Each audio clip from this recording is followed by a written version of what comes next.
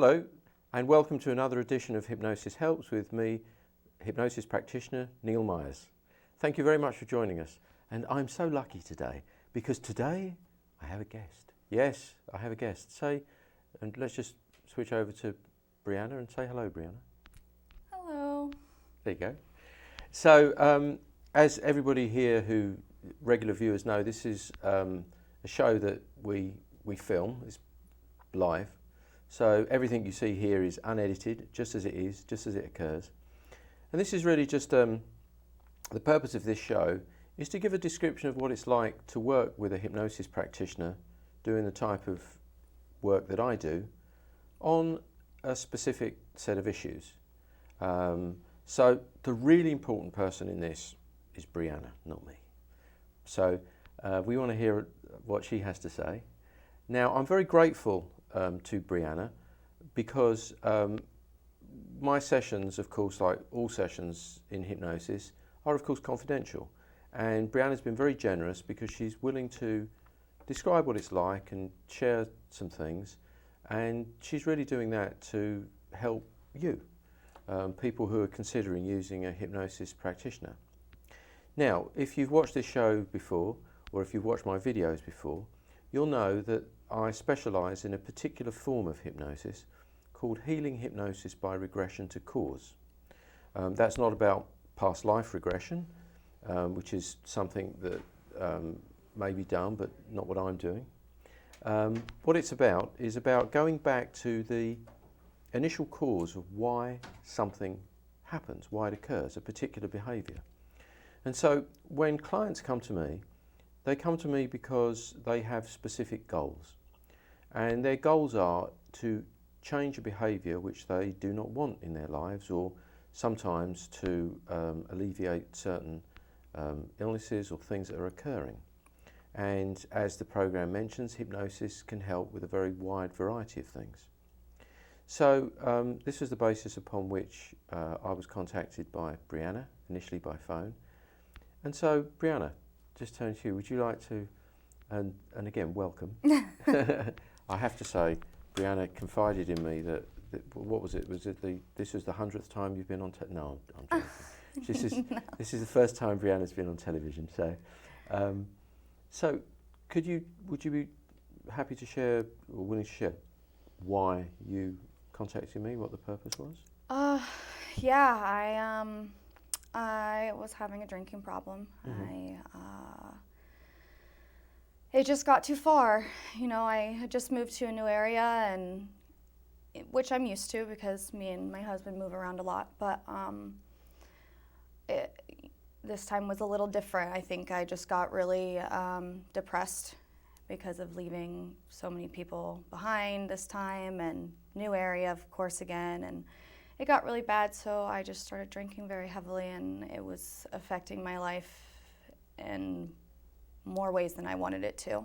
Just by way of explanation, Brianna's husband is in one of our people in the services, and that's why she finds herself moving around, because his work necessitates that, as many of our people in the services. I live in a part of Connecticut where we have a large naval base, and so I quite frequently work with people and families who are in the services.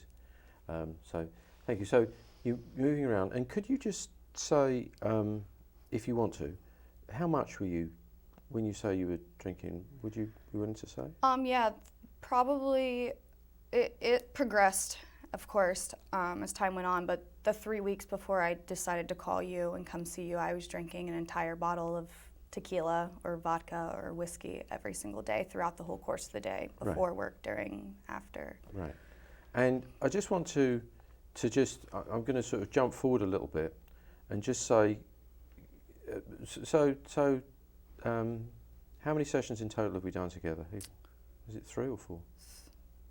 Well, 4, I would say. Yeah, because we did like a half session. Half, yeah. Yeah, so let's say 4.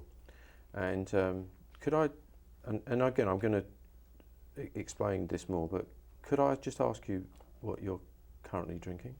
Nothing. Okay, nothing. Water. Water. Coffee. Yes, actually, that's one of the things that I indulge in as well. Now, I want to mention this early on because people, and the first thing I want to say is that I don't do diagnosis, but I would not characterise Brianna as somebody who is an alcoholic. Certainly she was drinking excessively and more than she wanted to, that's the key thing. But most people don't believe that it's possible to work with that and to move entirely to abstinence in such a short period of time. Or if they do, a whole series of things has to accompany that. Now, I will say this, is that I specifically suggested to Brianna that she, when we're working together, as a result of our work, that she probably abstains from alcohol for about a month, right? Mm-hmm. That specifically was to give her body and system a time to rest and an opportunity for her to evaluate what her relationship is to alcohol.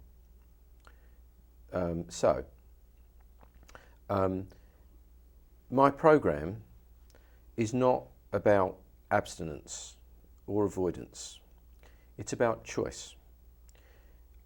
My ideal is for my clients to be in a position where they can choose whether they want to drink and not feel that they have to drink either because of habit, compulsion, or to satisfy an emotional need. So, Brianna, as a free-willed adult, may decide that at some point in the future that she wants to return to alcohol, or she may not. Right? That's the idea of the program. That's the idea of how we work in hypnosis. So, and I want to differentiate this from 12-step. This is not about her avoiding and abstaining from alcohol or anybody connected with it forever. This is not about her. I never asked you to go back and apologise to all sorts of people or anything like that. This is completely different. Here we're getting to root causes. Now, the first thing that I would say is that Brianna exhibited probably the most important thing initially, which is that she wanted to make a change for her own reasons, right? Mm-hmm. It wasn't and that's a really important thing. When one's making a change of behaviour using hypnosis, there has to at first be conscious intent. You have to consciously decide that you want to make a change for your own reasons. Now, of course, some of those reasons may, of course, have an impact upon others that you're with, your spouse, your friends, your family. And of course, there's an element of care and consideration for them. But primarily you want to change because you don't like the current situation. And in those circumstances, hypnosis can be an extremely useful and powerful tool. The goal of hypnosis is not to change what you want. What I mean by that is that if it was, it would be a form of mind control. What I do is I work where people have a conscious intent to want to make a change, but somehow they feel that they can't. And the reason for that, from my standpoint, is because the subconscious mind is sending a more powerful injunction than the conscious mind to say, do this behaviour. And it does that because the conscious mind sees it, or the subconscious mind rather, sees it as a protective behaviour. The subconscious mind's primary goal is to protect you. So the first thing that Brianna exhibited was that conscious intent. Now, the next thing that she exhibited, which is necessary for the success of this process, and this isn't flattery, this is a fact, is intelligence. And I'm not just saying she's intelligent because she came and sought out me. Of course, everybody who comes and seeks out me must be intelligent by definition. No, I don't mean that, although it could be true. But what I mean instead is that she had considered her situation. She considered, I guess, did you consider options? Did you try other things, or how did you come to arrive at this particular cause? Or this particular... I've looked into it before, and but it was never anything I took the step for. And I would try and just get better on my own, because it's been a long time thing where I'd be back and forth, and I'd be able to go a few weeks and calm down, and then just get right back into it. And this time it just, because it was starting to affect other aspects of my life rather than just... What was the difference you noticed this time, Brianna, then? I was calling off work. I was drinking in between work, you know, so it was, Right. it just, you know, and that's not me. I'm responsible. Right. You know, I do what I'm supposed to. Yes, it's out of character for you. Mm-hmm. And so this is what I mean by intelligence. Intelligence is people considering their situation, considering the fact that they're finding a behaviour that is not characteristic of the way they are, a behaviour that they don't want and they don't like, and they want to do something about it. This is what I mean by the essential intelligence. Occasionally, people are brought to me by concerned relatives, but they don't really, the people that come really themselves don't want to make a change. They're just doing it by acquiescing to the will of some usually very well-meaning person, but they don't really want to make the change. But you see, the difference is Brianna has done the first most important step. She's taken responsibility for herself as a thinking, reasoning adult. So that was the first step. Now, there is a second quality that we're going to talk about more that is necessary in working with me, and that is courage. What do I mean by courage in this particular instance? To be able to work effectively using the methodologies that I use, Brianna had to be willing to allow herself to go into certain emotional, into certain feelings, certain emotions. And when you go to those places initially, it's not necessarily comfortable. A lot of people have the idea of hypnosis that, you know, you come in and you sit in a chair, you get super relaxed, and then I would fire suggestions at you and you go, oh, what happened? My life has all changed. And sometimes it can be a little bit like that, but that's not exactly what you experienced, is it? So, because in Healing Hypnosis by Regression to Cause, which is the type of hypnosis that I specialise in and that we're talking about here, we stimulate feelings, emotions and sensations deliberately for a reason, which again you've heard me describe before, but I'm going to describe again, which is because those, to the subconscious mind, the person is linked by the feelings, emotions and sensations that they've experienced. So when you tweak on one feeling, emotion and sensation, like the strands of a spider's web, it can link to an earlier feeling, emotion and sensation which is connected to the root cause of the behaviour. So what that means is very often those emotions are not pleasant ones. There may be emotions of fear or shame, guilt, anger, confusion, sadness, disappointment. There can be many of them. So the client has to have the willingness to allow those emotions to be stimulated and to move towards them. Because we have a saying in this process, and you're probably sick of hearing me say it, but we say in hypnosis and out of hypnosis, and you've probably heard it before, that which you feel, you can heal. Only the feelings you resist persist. You've heard that a few times, haven't you? I say it to myself at home. You do? Every day, every morning. Yeah, you're right. And by the way, it's not, I haven't told her to say that. She's picked that up as a result of how we work. And also you have some self-hypnotic tools which we are continuing to work with and refine, which help the process. So, so there was basic guts, now basic bravery that you need. But I want to be really clear about something, because people ask me about this, and it's a good question, a natural question. If I go into old feelings, perhaps old traumas, will I be re-traumatized? And the answer I always give, because it's true, is no, you will not be. Not through this process. For several reasons. Reason number one is that however powerful the process, or however powerful I might be, or any other hypnosis practitioner is, your subconscious mind is more powerful. And it will not let me, or anybody else, take you to any time, scene or place through the hypnotic process that you cannot handle emotionally. It just won't let you do that. Now, you may have a strong emotion when you go there, but you can handle it. Quite simply, it would block it off if you can't handle it. Couldn't get there. Why does it allow us to go there? Because of feelings of safety. You see, the only reason that Brianna's subconscious mind hasn't healed her in the past is because, number one, she didn't have the tools available to her to be able to do it, and it knew that.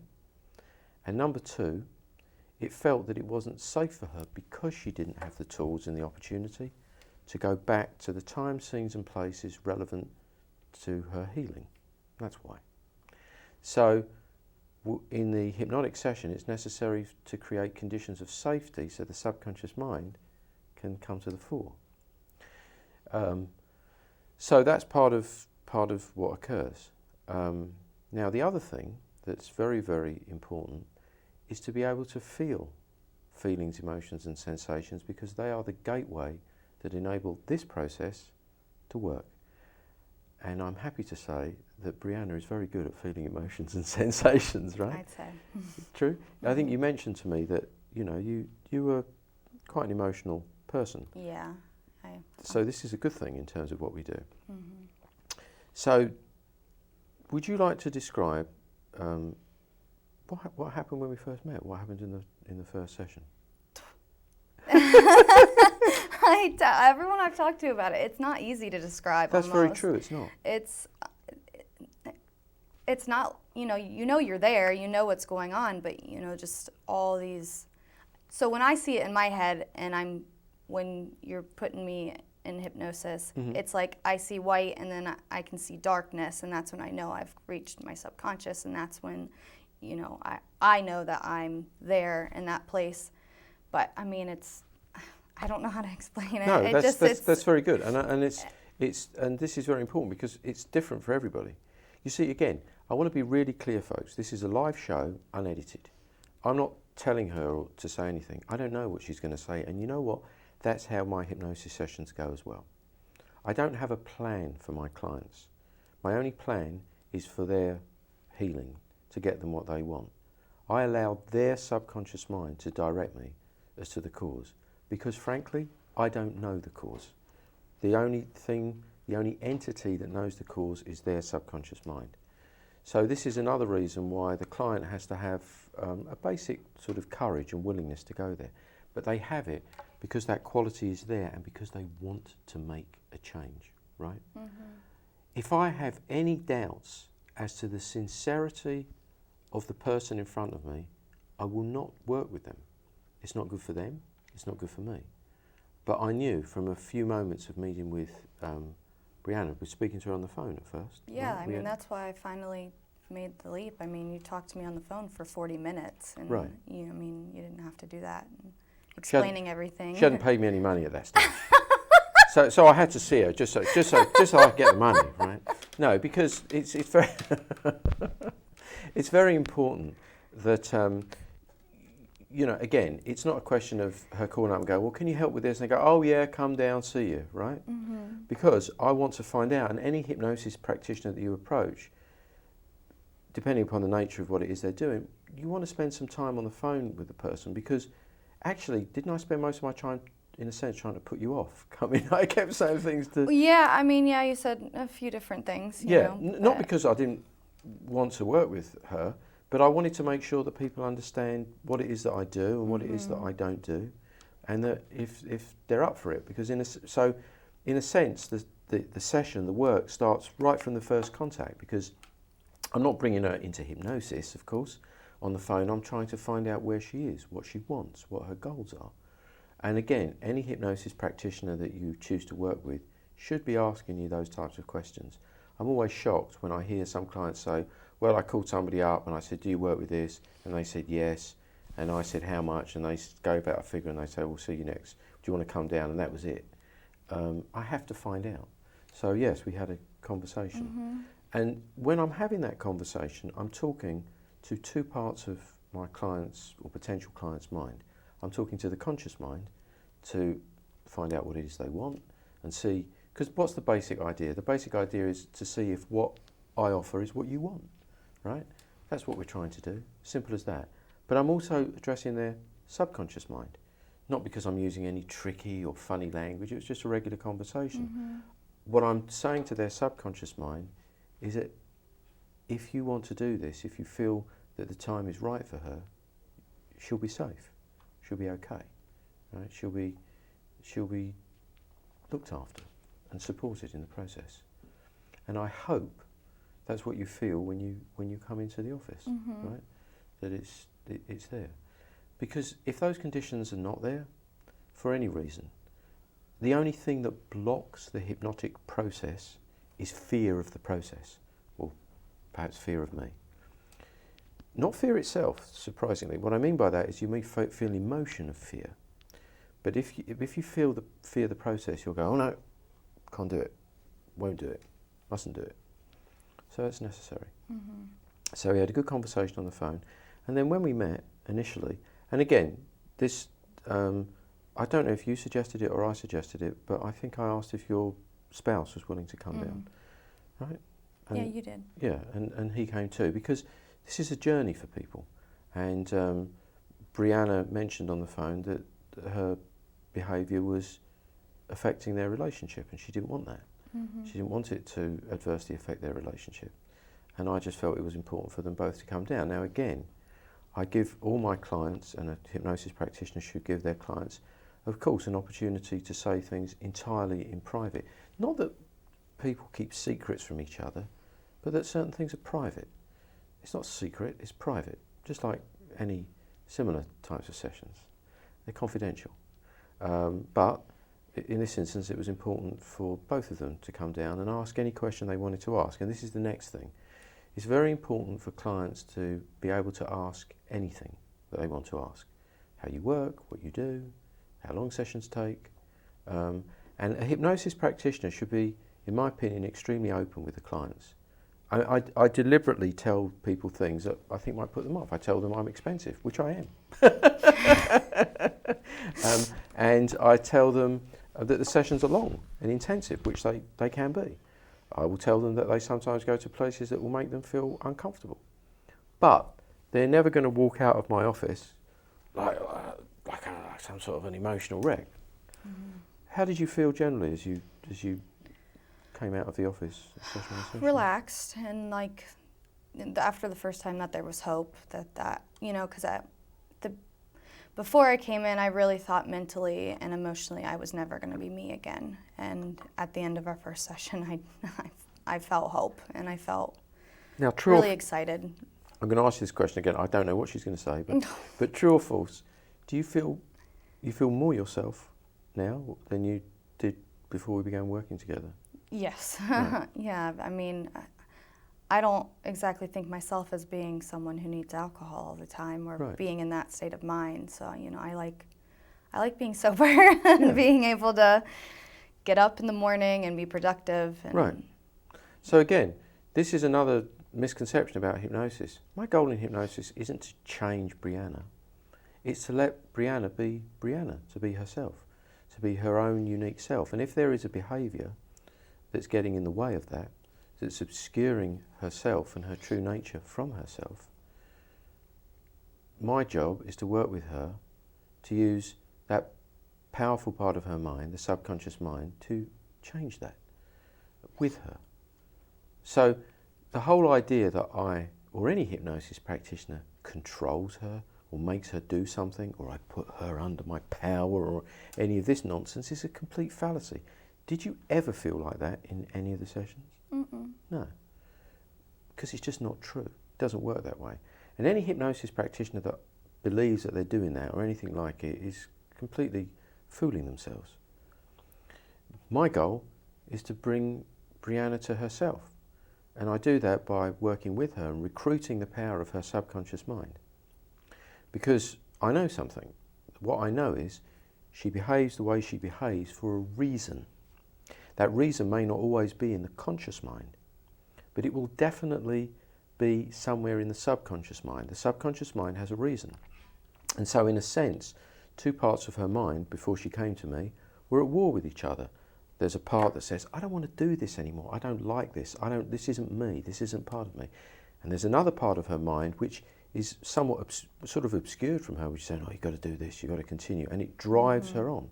And so when people have these two parts of the mind that are at war with each other and battling, naturally they feel hopeless, and they feel a sense of, am I ever going to be like this again? And what was one of the first things I told you? It's all healable, right? Yeah. Yeah. If I can feel it, I can heal it. Yeah, that's right. It's healable. It's changeable, right? If anybody out there has a similar problem, I want to tell you this directly. You are not that person. You may have been told, and somebody may have been telling you, that you are an addict or you have something that you cannot get by. I'm telling you it's not true. You are far more glorious than that. You have within you something precious and valuable. And in this process, you discover it, through it. So don't let anybody, hypnosis practitioner or not, diminish you and limit you. Do you feel the emotion of that right now? Right. And in this process, you can put the camera on her. Sure, it's okay if you want to. We're not afraid of emotions in this process, right? Yeah. Right? These aren't tears of sadness. Well, put the camera on her. You can say, that's right. You're not crying because you're sad, are you? No, I'm just so grateful, and I hope anyone that's going through what I went through can get what they need. Yes. To be back to who they are. Yes. Because it's so relieving to not want alcohol or need it anymore. Yeah. You see, this is the goal. The goal is to bring Brianna back to herself, so that she can be herself, so she can have a happy, glorious life. And this is possible. Not only possible, happens. Right? And I want to also be clear with people, these are not temporary effects. See, in the session, I don't think in the first session again, what I'm going to say to you may surprise you, but I want you to get a flavour of how sessions work. I don't have a plan. I work with somebody's subconscious mind. I mean, I know what their goals are and I know what I'm going for, but I don't have like a script that I'm going to say this and say that and these things. I don't even know if I said in the first one that about not drinking or anything like that. Did I? I can't even remember that. Did I say that? I think it was just something like getting to the reason of Yeah. why I might be. I don't think you've ever said that I'm going to be like, stop drinking. Oh, say that again. No, that's good. Go on.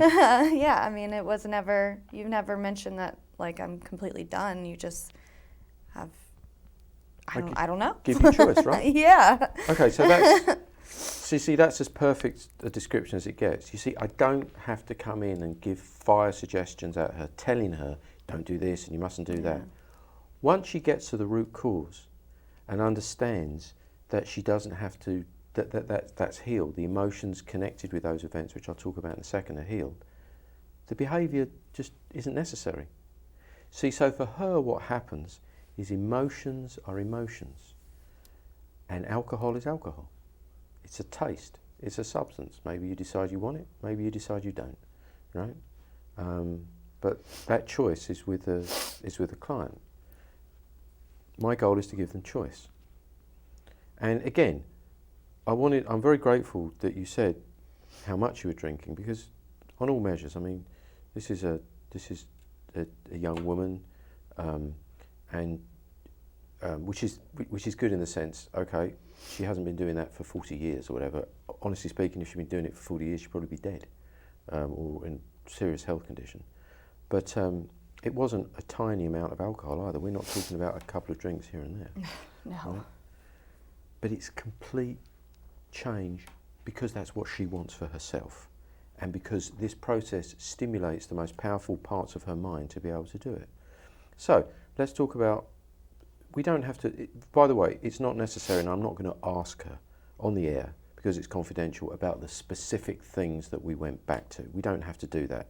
You folks out there will understand, but we went back fairly early, right? Yeah, I think the earliest was like age 6 or Right. 5. Right. Now, some of you may be saying, well, what does that have to do with anything? Surely, obviously, she wasn't drinking alcohol at age 5 or 6, so why would you go back there? Well, the reason we go back there is because later on, the behaviour that she doesn't want is because of the seeds that were set when she was little about an attitude, a belief that she had about herself, and obviously a 5-year-old doesn't start knocking back tequila, but later on as an adult, that becomes the mechanism by which that is expressed. So in the sessions, we go back earlier. Did it surprise you how early we went back? Oh yeah, I mean, I already think I don't have a very good memory. Right. So I mean, remembering something like that was never even. I never thought it wasn't even an option. Yes. Because I mean, I don't remember last week sometimes. Yes. You know. Me neither. So I don't remember but you see, the thing is, to the subconscious mind, none of these things have been forgotten. Now, again, if you remember this, did I actually tell you to go back to 5 years old, specifically? No, it Right. was it was going back to an emotion. That's right. That I felt the earliest I could feel that emotion. Correct. See, this is again, you see, I'm not saying to her, well, this is all happens when you were 5, 6, 4, whatever it might be. We stimulate a feeling and emotion, and when we stimulate that, it's the emotion that she gets at the present time, and it's quite a powerful experience, right? Mm-hmm. I mean, the clients express a lot of emotion, and then I ask the subconscious mind to take us back to the first time, scene and place significant to that emotion. I don't tell them where to go. In fact, actually, a good hypnosis practitioner using this process, if you can find one, is never going to tell the client to go back to something, even if the client's mentioned it consciously. Why? Because we want this. Because all that's going to happen then is a rehearsal of what the conscious mind already believes the problem is. And there's one thing I know, is that the conscious mind does not know the cause of the problem. If it did, she wouldn't be with me. She would have already found it and solved it. So I have to stimulate the subconscious mind, and the subconscious mind communicates through feelings, emotions, and sensations. And so the value of the hypnotic state is that you feel those feelings, emotions, and sensations strongly, right? Mm-hmm. And so once they're stimulated, then those emotions can lead us back. Now, I know you experience strong emotions in there. At any time, did you feel any sense of threat or anything like that as you were experiencing the emotions? No. Right. I mean, if anything, it made it all kind of be relieved, you know, Right. because once you got through that emotion, it was like it was gone almost. Yes. You know, you forgave the Yes. memory and moved Right. on from it. Right, exactly. Again, a beautiful description of the process. You see, we're told lots of things about emotions in our lives.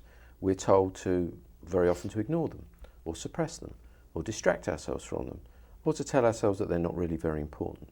And if those don't succeed in dealing with those emotions, sometimes we try and drink them away, or sometimes we try and take medications to suppress them, and sometimes people will take non-prescription medications or things to drugs to stop themselves feeling certain things. But in this process, we feel the feelings, emotions and sensations because they are messages and messengers from the subconscious mind that is trying to communicate with us. It's trying to tell us that something is wrong. There's something that needs attention. So for me, when I work with a client in session, their emotions are not just acceptable, they're beyond that, they're sacred. Because with those emotions in that space, they can lead us back to how this behaviour has arisen. So it's a process of discovery. Now, I say to the clients that the problem is not the emotion. The problem is trapped emotions. Emotions that have become locked in the system. And when I mean that, I don't mean it in a very sort of airy way. I mean that the emotions become trapped in the very body of the system. Modern science and modern medicine is discovering more and more about this. Sometimes people talk about things like cellular memory. But even before that, the experiences that we have that cause us to freeze, to want to run, literally get trapped in our bodies, our nervous system, our very musculature, and sometimes those manifest as behaviours they don't want. We don't want. Sometimes they manifest as illnesses. And so we stimulate the mind in the hypnotic session. The beauty of the hypnosis is that you are more aware of those parts of the mind. You know, there used to be an old commercial for a beer in England. There's a beer that you're probably familiar with. I'm not advertising it. I think I can say it without getting in trouble, but Heineken, it used to say, Heineken reaches the parts other beers cannot reach. That used to be the slogan. Well, healing hypnosis by regression gets to the parts other practices cannot reach very often.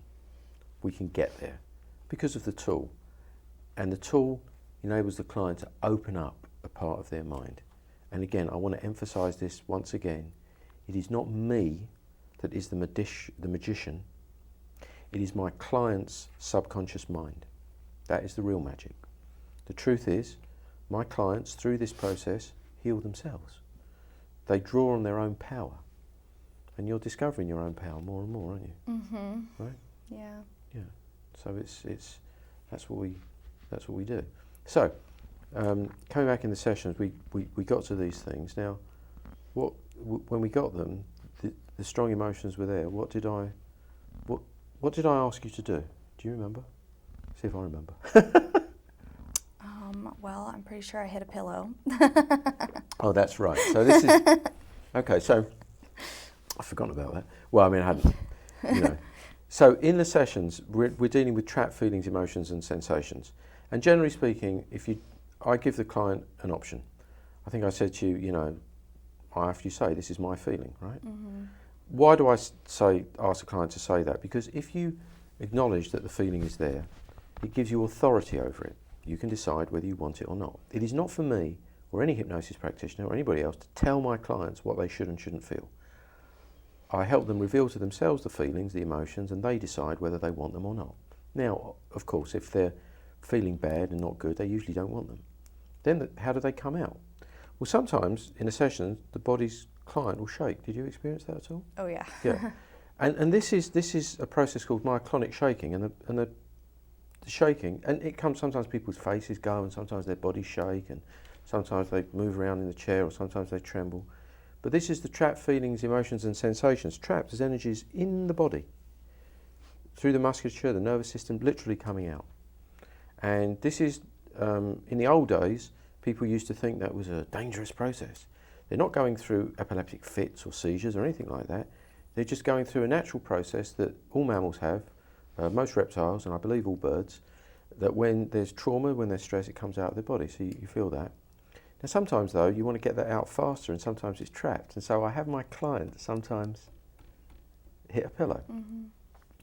Now, as I explained to Brianna before, she's laughing because it's the pillow isn't about saying, oh, this person was so terrible to me, and I'm going to beat on them and hit them. It's not really about that, is it, at all? It's the emotion. It's the emotion, exactly. Exactly right, it's the emotion. Tell us about that. What do you mean by it's the emotion?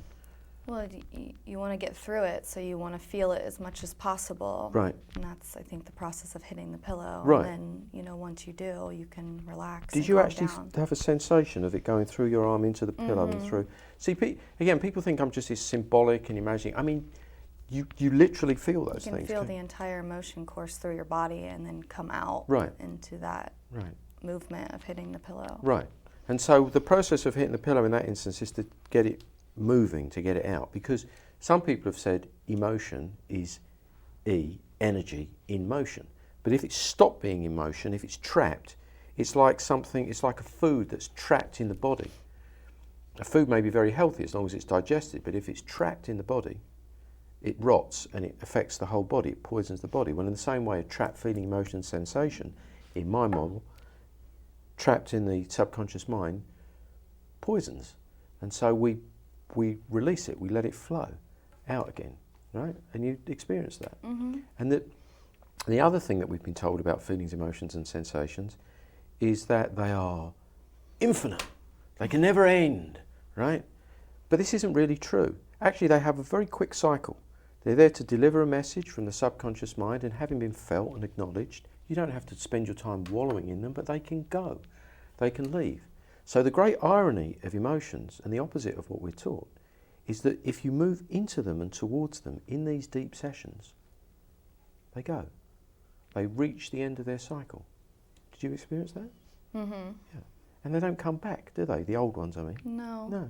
It's just not like that. They can't, right? Yeah, it's a lot of forgiveness, I think. Yeah, now that's a really important point. You know, one of the things that was very special about Brianna, and I want to say something. I'm not saying, I want to be really clear, Brianna is an extremely good hypnotic subject. Sometimes it takes me many more sessions to bring people to where Brianna is already. I'm not talking about dozens and dozens of sessions, but just more. What does that mean? Well, she wanted to make the change. She was strongly motivated. She has a lot of courage, which is also a very good hypnotic subject. Everybody can reach the places that Brianna got to, but some people it takes a little bit longer than others. We don't know why, but there's about 20% of the population that are very, very strong hypnotic subjects. They make me look marvellous, right?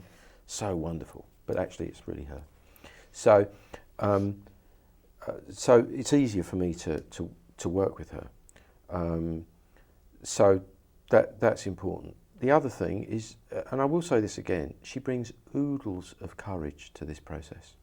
That makes such a difference, you know, and that has enabled her to achieve the results. And these results are not temporary effects. As long as we get to the actual cause, the healing continues on and on. In fact, actually, she moves from height to height and happiness to happiness. So how do you feel your general demeanour has changed since we start working, if it's changed? Yeah, it has, yeah. I mean, I'm a lot more positive with myself, and, you know, I calm, and my anxiety isn't as bad.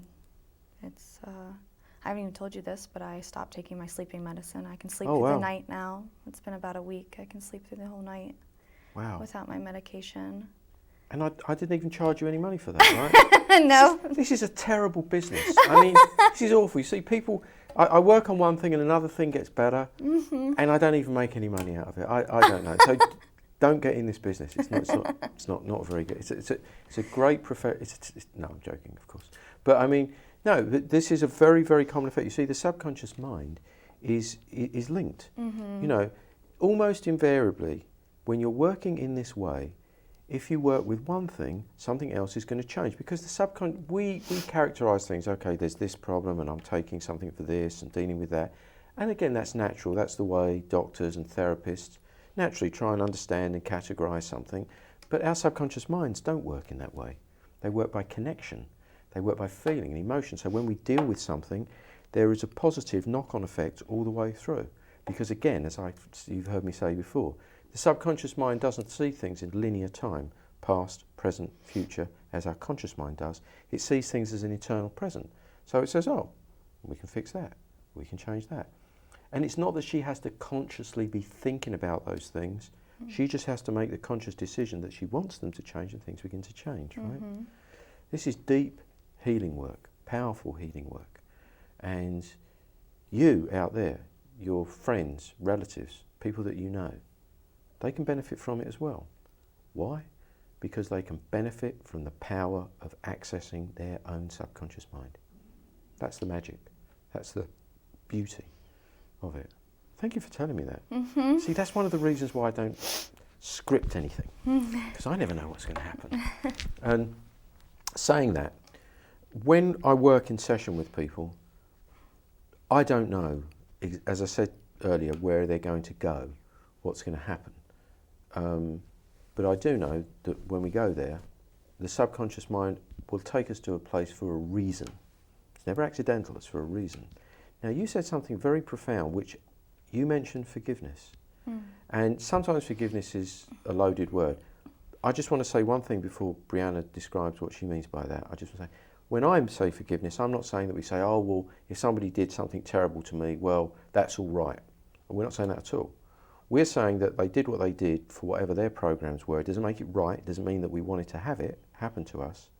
But we're not willing to carry the emotional burden of that person's influence anymore. That's what we mean in this way. We're not talking about moral, ethical or religious injunctions connected with forgiveness. Now, there was something very profound that happened in the session that I did with Brianna, is that you came to forgiveness straight away from the emotional release. Could you describe that a little? Just in whatever way you wish. I mean,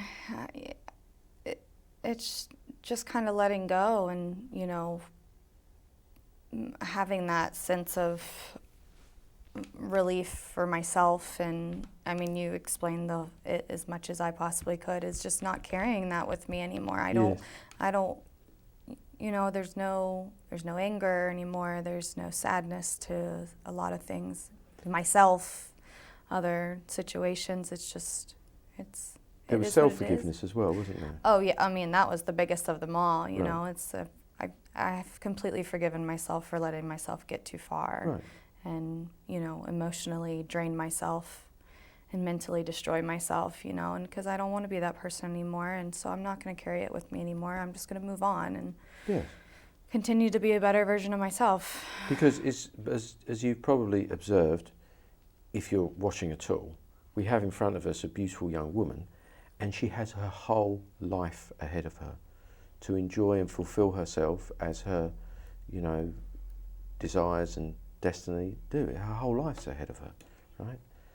So she doesn't have to be burdened by something that was diminishing her at all. And she doesn't have to, and what I might say here may be controversial, so look out. She doesn't have to keep telling herself that she was this person and was this person to move on. That is not necessary for her to heal. There are others that believe differently. This young lady is not in a state of any type of denial. It's the opposite. She was willing to face, as somebody might characterize it, her demons. I don't really put it exactly like that. She was willing to face things that occurred in the past that she didn't know how to deal with or what to deal with, and deal with them. That's what she was willing to do, right? But she came to a discovery, and the discovery was quite simply, they're not her. They're just not. And so she was willing to let them go. So, right? Mm-hmm. And if there's anything, and by the way, if there's anything that you think I'm saying is untrue, you interrupt me. No. It's live. I can't do anything about it. So now, another aspect that you learn, and this is something that I've spoken about before, is you're starting to learn as you use the self-hypnotic tools. Mm-hmm. Can you say something about that? How you found that? It's good. It's I try and practice every day, when I have the time in between working. But it's just another step on repatterning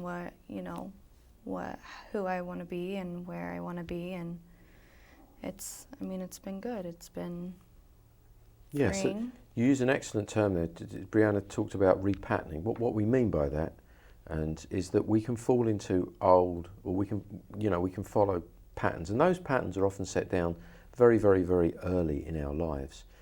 What I sometimes call our self-definitions, how we define ourselves, how we limit ourselves. I'm like this and I'm not like that. I can do this and I can't do that. And these things are just beliefs that have come into us from the early part of our life. Through this process, you have an opportunity to reevaluate that, to determine, well, maybe I can be more than I ever imagined. Maybe I can grow in ways. Maybe I can become myself more fully in the truest sense. And so these self-hypnotic tools that all of my clients learn who do more than a couple of sessions with me, it's not that I hold it back from them. It's only that the timing has to be right. We had to wait for a certain amount of clearance, right, to use those tools effectively. They're introduced to the tools.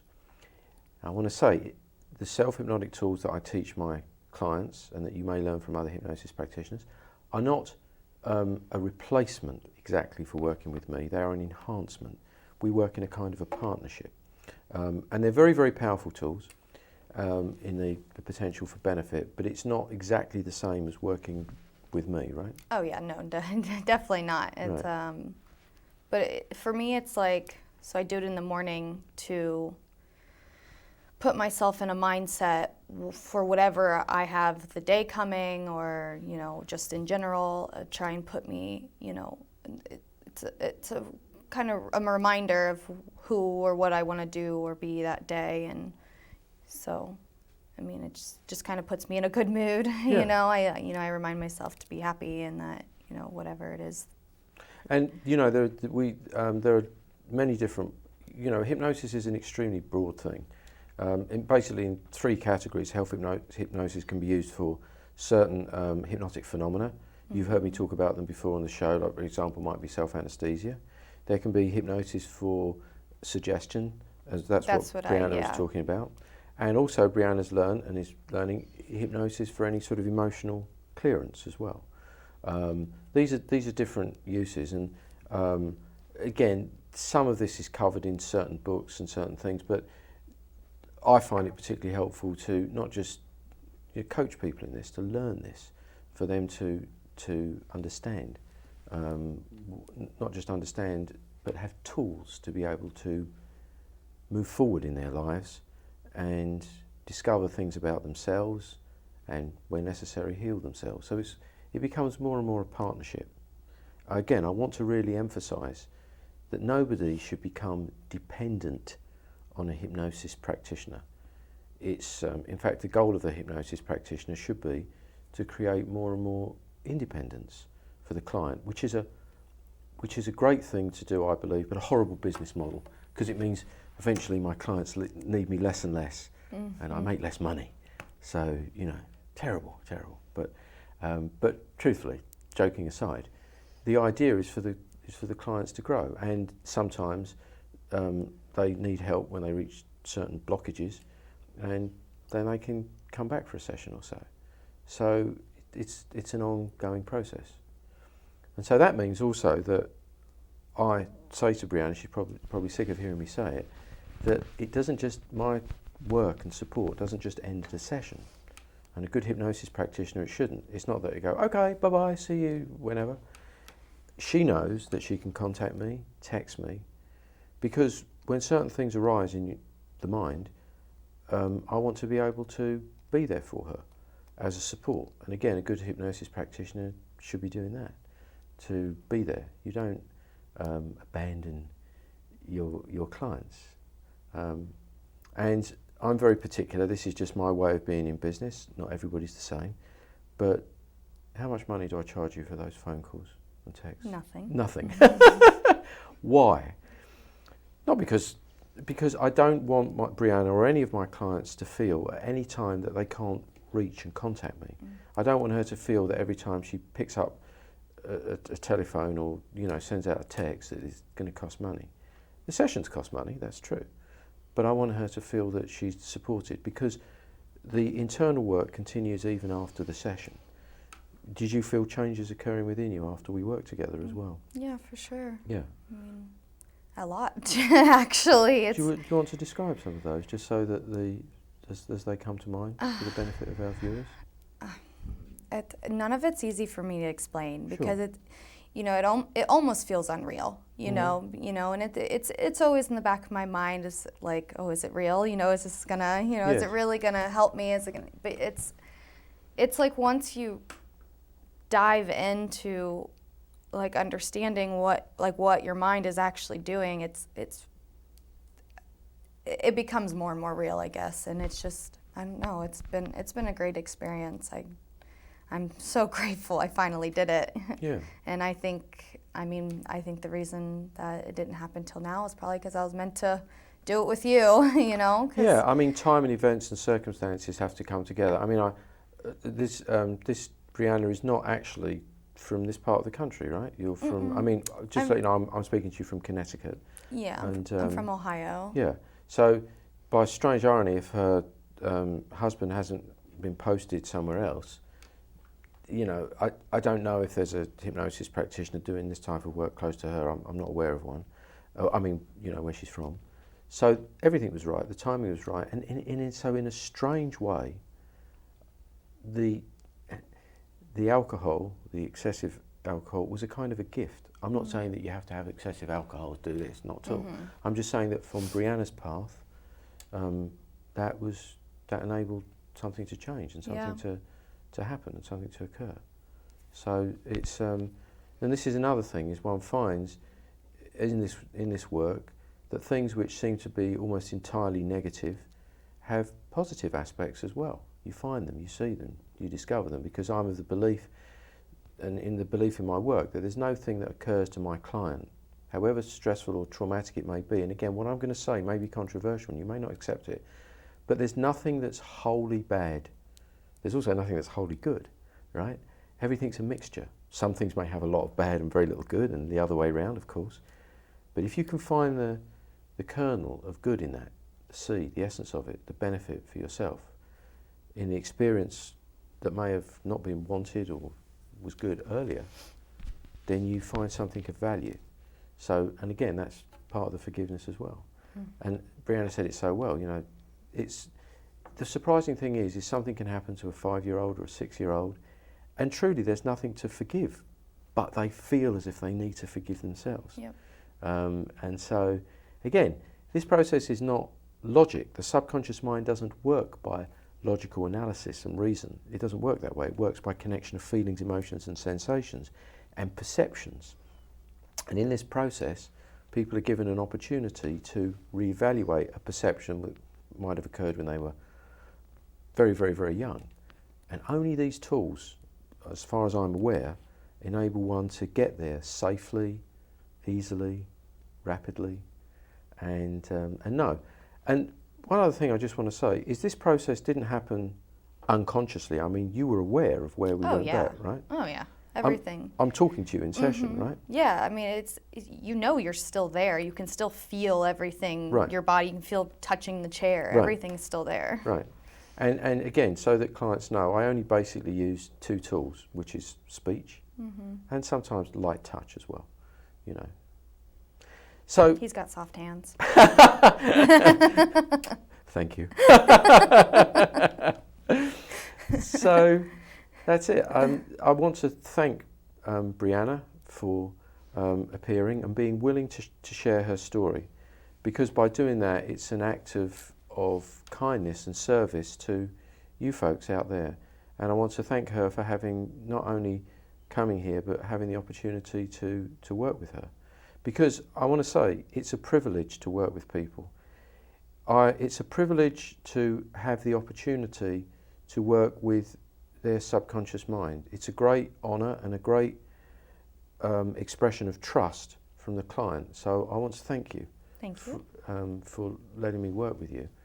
And I hope this has been useful for people watching this, for you to understand from directly how hypnosis helps, with no artifice, no false promises, just a clear, I hope, understanding.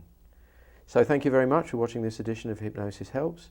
Hope that hypnosis can help you, should you want it, and see you next time.